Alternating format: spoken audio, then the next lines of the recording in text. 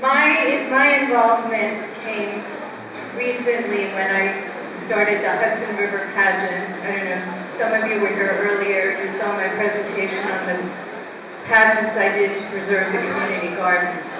But the Hudson River, ever since the beginning of industrialization, began to be polluted with industry dumping in the river, sewage, unregulated sewage also being dumped. And it was really not until the 60s that people started getting active and bringing attention to the fact that there was a problem. And I don't know, maybe here you don't know, but there were singers and artists and people like Pete Seeger, who started walking around with his banjo, bringing attention to the river and saying, here's a mess, we should clean it up. And over time, by the time New York got to the 1970s, more and more people became active and an environmental movement began. We had Earth Day in 1970, and soon enough, people became active to the point of bringing legal action against the polluters. So you can't clean a river up unless you stop the pollution from going into it. And so that became the first thing in terms of bringing legal action against polluters, and then also creating laws banning PCBs. And that didn't happen. These were toxic chemicals that were being dumped into the river. And finally, laws were passed that prevented that in the 1970s. And then the movement continued, and by the time you got to the 1980s, we had our government agency in the United States, the Environmental Protection Agency, finally designated a 200-mile stretch of the Hudson River as a cleanup site. So if you could see, it takes decades to achieve sometimes each of these things. And finally, once they designated it as a cleanup site in the 80s, then it took more activism and people working on cleaning the river, not dumping waste. Sewage definitely stopped being dumped into the river, which is a parallel to what all these issues of what needs to be done here. And it was finally only recently now, in 2001, that the Environmental Protection Agency finally concluded a long litigation suit against our General Electric company that was on the Hudson River and the dumper of PCBs and other toxins. And it was a huge, made multiple billions of dollars that they had to pay towards cleaning the river. So the dredging of the river, which is a very long, intensive process, began only recently in 2001. So by the time in 2003, we started bringing our attention back to utilizing the waterfront in New York, which had been neglected for so long because it was just a place of floating garbage and brown water. Nobody wanted to go, even though we lived on a small island. So finally now, our new mayor, Bloomberg, who had come in at that time, had the vision to create a park along the newly restored waters of the Hudson River waterfront. And I'm going to show you a slideshow right now to show you some of the transformation that's happened with the Hudson River and now the waterfront park in New York City.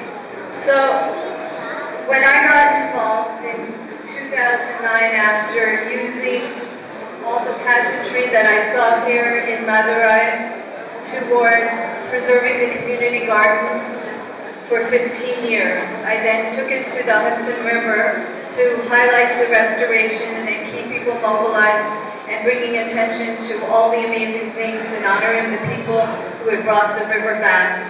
People had begun planting oysters in the river to organically cleanse the waters. Seahorses had returned to downtown Manhattan and were breeding in the rivers. And people started fishing again and boating activities. People were kayaking, paddleboarding. So it was an incredible revitalization, and I had seen that throughout my lifetime actually happen.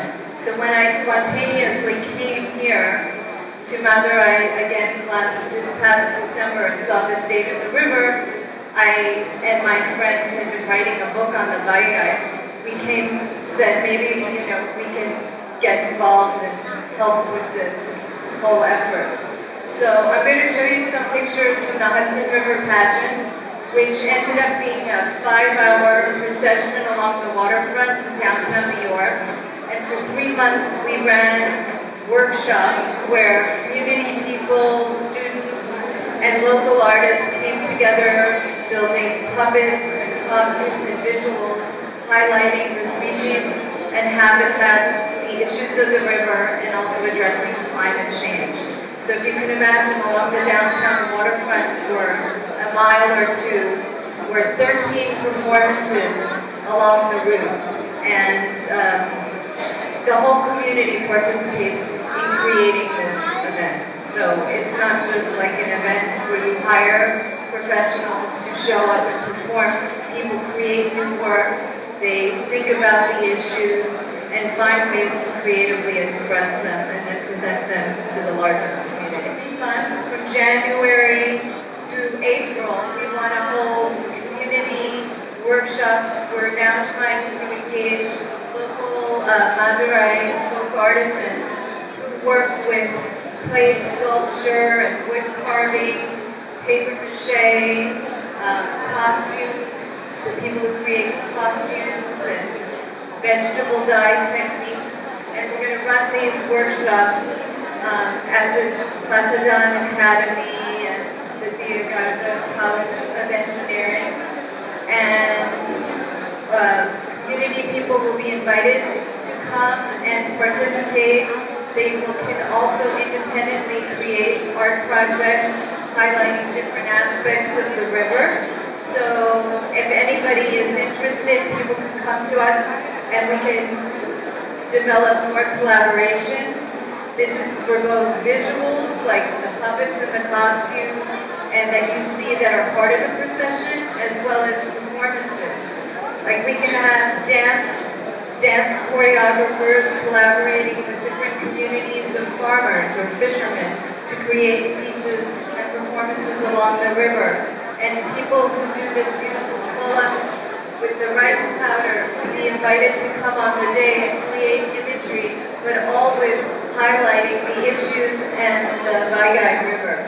So it's taking all your beautiful folk art forms and then applying it to raise awareness for the river and the issues and the solutions that the community can be committed to working on for the next so many years that it will take to restore and clean the area.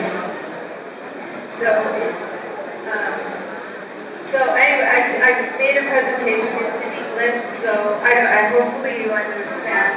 But you know, I think we've outlined the issues that I think most people are aware of that you're dealing with. Which, you know, the first one is a sanitation issue, and I know Don and the community are already active in confronting these issues.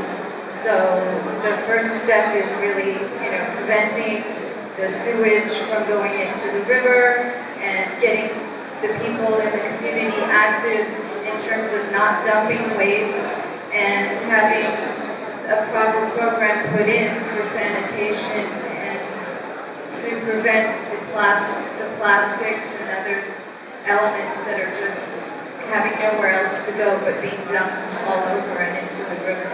And then, as we define the issues and the different species and habitats and solutions, we're going to find ways through the workshops to highlight these issues, whether it's sculpture or music performance. So hopefully some of you can be involved. There's also going to be a program of social capital credits, which will offer people who really want to commit to working on the project a community incentive that they can earn and turn into other goods that they need for their daily living. So people within the community will be able to earn those for being committed to the restoration of the river. And then finally, all the workshops and all the visuals and performances culminate in the pageant performance, which we're still trying to figure out the route along the riverbank here in Madurai, and how long exactly the procession will be, maybe several hours, with potentially 6 or more performances. We'll see how that grows. And culminate in various ceremonies to highlight the issues and the cleaning of the river. So I hope you all, if you are really interested in being involved, will get in touch with Don Foundation and find a way that you, your schools and community can be involved in this project creatively through the entire process, especially starting in January.